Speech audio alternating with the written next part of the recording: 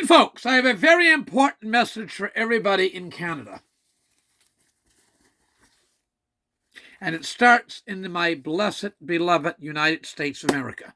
I'm wearing white. I only wear white when I have a very special message.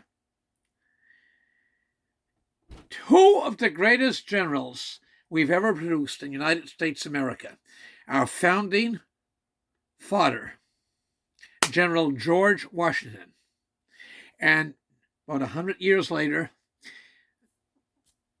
89 years later, General Robert E. Lee.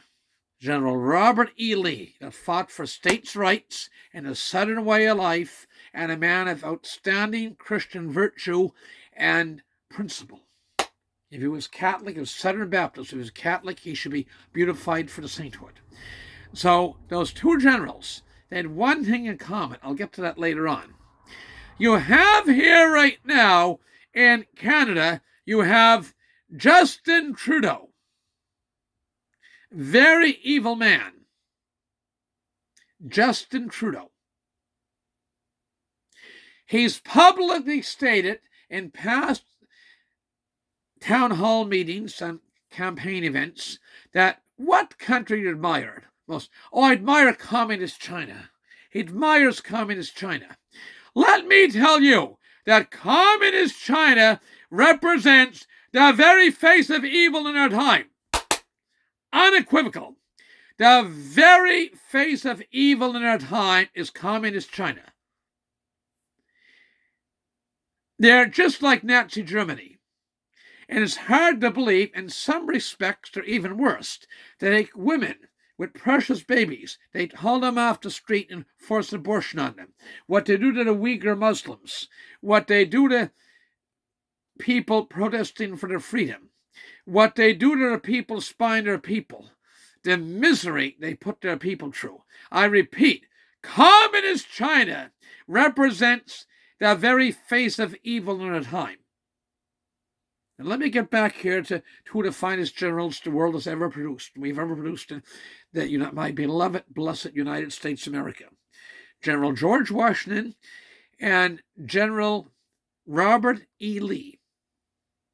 One time a soldier had deserted, means he left military post without authorization from his commanding officer, and he was brought before General Lee during the Civil War, and he was trembling. And General Lee said, "Son, you needn't tremble before me. You will get justice here." And the young guy looked back at the young soldier, looked back at the serviceman, looked back at General Lee, and he responded, "I know, that's why I'm trembling." And he deserted. He said he missed his mother, his family. He wanted to go home and see his mother, who'd been employed for so long and so on. And General Lee said, "Don't do that again without permission of your commanding officer," and he forgave him. General Washington, if you read books on him, documentaries, same thing. Both those great men forgave almost anything. There was one thing there was no forgiving for. It was mortal sin, called for death penalty. It was treason. And right now, in the Canadian House of Commons, you have 11 to 13 members of Parliament, probably Liberal NDP, maybe some Bloc, maybe Conservative, I don't know, but I'm assuming they're Liberal NDP, that have cohorted to work with communist China. And they won't tell us who the fucking little turncoats are. Okay? That's an act of treason. Act of treason. And it's unconscionable to have that happen.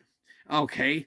To cohort with communist China and enemies of the country. It's unconscionable. Keep that in mind in upcoming election. With that, I got to go, federal election. I got to go, and I leave you with the comment, all the best, God bless. But General Lee and General George Washington, both those outstanding, fine Americans, fine, fantastic generals, men of principle, forgave pretty well everything, but not treason. With that, I got to go. Again, I wish you all the best and God bless. Thank you very much. Bye for now.